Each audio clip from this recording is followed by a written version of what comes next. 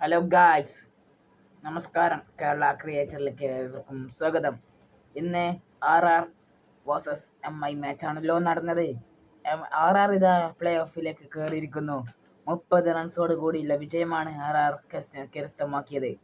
ഇനി ഒരാൾക്കും play off സാധ്യത ഇല്ല. RR ഇതാ പ്ലേ ഓഫിലേക്ക് കയറിയിരിക്കുന്നു. ആദ്യം ബാറ്റ് ചെയ്ത് ടോസ് MIക്ക് ലഭിക്കുകയും ആദ്യം ബാറ്റ് ചെയ്ത RRനെ ആദ്യം ബാറ്റിങ്ങിന് വിടുകയും അവർ ആദ്യം സ്ലോയിൽ റൺസ് എടുക്കുകയും ചെയ്തു. എന്നാലും അവർ 205 റൺസാണ് എടുത്തത്. 205 റൺസ് പ്രതീക്ഷിച്ചിരുന്നില്ല. ലാസ്റ്റ് ജഡേജ ഇറക്കി. അവിടെയാണ് കളി മാറിയത്.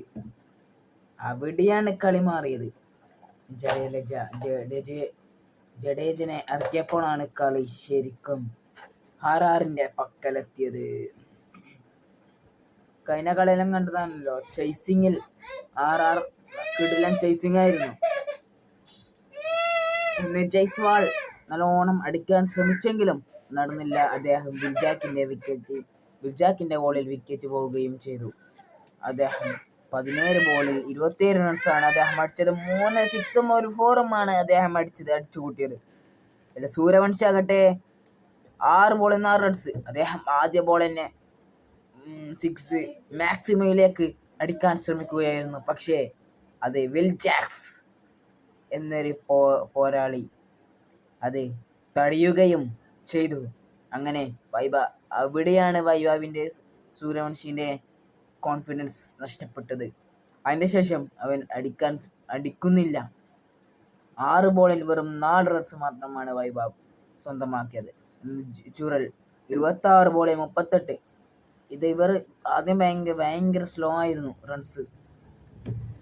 പരാഗട്ടെ ക്യാപ്റ്റൻ 8 ബോളിൽ 14 റൺസ്. ചുരല് എടുത്ത 2 6 3 4ഉം. പരാഗ് 1 6ഉം 2 4ഉം. ഇനി ഷനങ്ക 15 ബോളിൽ 29 റൺസ് 3 6. ഇനി ഫെറേര 15 ബോളിൽ 18 റൺസ് 2 6. ഇനി ആർച്ചറിന്റെ കാര്യം പറയാം.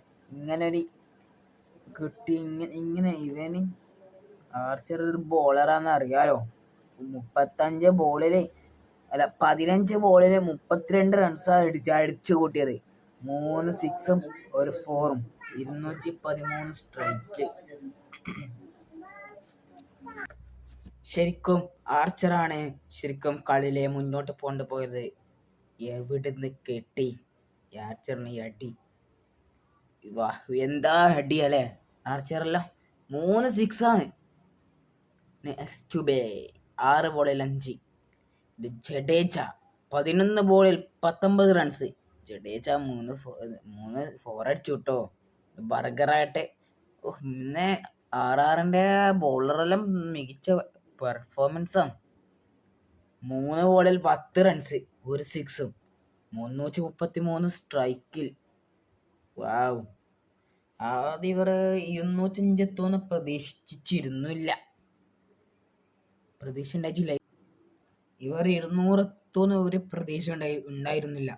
പക്ഷേ ഇവർ 205 എത്തി. ഇതാണ് RR. ഇനി ചേസിങ് തുടങ്ങിയ മുംബൈ ഇന്ത്യൻസ് വിക്കറ്റുകളുടെ മായ. വിക്കറ്റ് പോവാൻ തുടങ്ങി. മുംബൈ ഇന്ത്യൻസിന്റെ വിക്കറ്റ് പോവാൻ തുടങ്ങി. രോഹിത് ശർമ്മ ആർച്ചറാണ് വിക്കറ്റ് എടുത്തത്. 4 ബോളിൽ 0 റൺ. റിക്കൾട്ടൺ 7 ബോളിൽ 12 റൺ 1 6ഉം 1 4ഉം. അതോടെ കളി കൈവിട്ടു എന്ന് പലരും വിചാരിച്ചു. പക്ഷേ നമന്ദീറും 5 ബോളിൽ 6 റൺസ് 1 4. സൂര്യകുമാർ അദ്ദേഹത്തിന്റെ കാര്യം പറയൂ.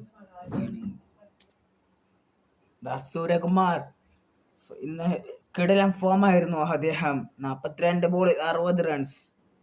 പക്ഷേ അദ്ദേഹം കളി ജയിപ്പിക്കുമെന്ന് പലരും വിചാരിച്ചു. നടന്നില്ല.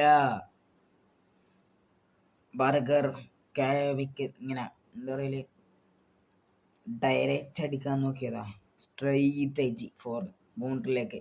പക്ഷേ അത് ആർച്ചറിന്റെ കയ്യിൽ കുടുങ്ങിപ്പോകുകയായിരുന്നു. ബോൾ കുടുങ്ങിപ്പോയതാ. അങ്ങനെ ആ പ്രതീക്ഷയും നഷ്ടപ്പെട്ടു. അദ്ദേഹം അവസാനം വരെ ഉണ്ടായിരുന്നു. 42 ബോളിൽ 60 റൺസ്, 4 സിക്സ്, 3 ഫോറും. ഇനി തിലക്ക് പ്രഷറിൽ കളിക്കുന്ന ഒരാളാണ്. 7 ബോളിൽ 3 റൺസ് എന്ന് ആക്കിയിട്ടില്ലു, എടുത്തിട്ടില്ലു. പ്രദേശിന്റെ വിക്കറ്റ് എടുത്തു. ഇനി വിൽ ജാക്സ് 18 ബോളിൽ 33 റൺസ്. അദ്ദേഹം മികച്ച പെർഫോമൻസ് ആയിരുന്നു കാഴ്ചവെച്ചിരുന്നത്. ഇത് ബോസ്റ്റ് കഴിഞ്ഞ കളി അറിയാലോ. ബോസ്റ്റ് നല്ല കിടലൻ സിക്സും ഫോറും എല്ലാം അടിച്ചിരുന്നു. 4 ബോളിൽ 2 റൺസ്. താക്കൂർ 11 ബോളിൽ 10 റൺസ്. അദ്ദേഹം അവിടെയുണ്ട്. ഓൾറൗണ്ടറായ അദ്ദേഹം അവിടെ ഉണ്ടായിരുന്നിട്ടും കളിയിലെ ജയിപ്പിക്കാൻ സാധിച്ചില്ല. ഇനി ചഹാർ 5 ബോളിൽ 8 റൺസ്, ഒരു 6 അടിച്ചിരുന്നു. പക്ഷേ അദ്ദേഹത്തിന്റെ LBW വിക്കറ്റായി. ഇങ്ങനെ അദ്ദേഹം ഔട്ടാകുകയും ചെയ്തു. ഗസൻഫർ 3 ബോളിൽ 2 റൺസ് മാത്രമാണ് ഗസൻഫർ എടുത്തത്. അങ്ങനെ 30 റൺസിൽ RR വിജയിക്കുകയായിരുന്നു. പ്ലേ ഓഫ് ഉറപ്പിച്ചിരിക്കുകയാണ്. ആര് പറയണോ? RR പ്ലേ ഓഫ് ഉറപ്പിച്ചിരിക്കുന്നു. ഇനി ഈ ചാനൽ സബ്സ്ക്രൈബ് ചെയ്യണേ, മറക്കല്ലേ. ഇപ്പോൾ DC വേഴ്സസ് KKR നടന്നുകൊണ്ടിരിക്കുകയാണ്.